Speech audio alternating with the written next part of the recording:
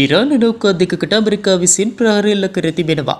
හෝමෝස් සමුද්‍ර සන්ධිය හරහා පනව ඇති ඇමරිකානු අවහිර කිරීම උල්ලංඝනය කරමින් ඕමාන් බොක්කේ සිට ඉරාන වරායකට ඇතුළු වීමට උත්සාහ දැරූ MT Sea-3 සහ MT Save නෞකාවන් වෙත එලෙස ප්‍රහාර එල්ල කොට ඇති බව වාර්තා වනවා. ඕමාන් බොක්කෙහි යාත්‍රා කරමින් තිබූ ඉරාන ධජය යටතේ තිබූ ඉන්ධන නෞකා දෙකකට ඇමරිකානු නාවික හමුදාවට අයත් F-18 වර්ගයේ ප්‍රහාරක ජෙට් යානා විසින් මෙම ප්‍රහාර එල්ල කර තිබෙනවා.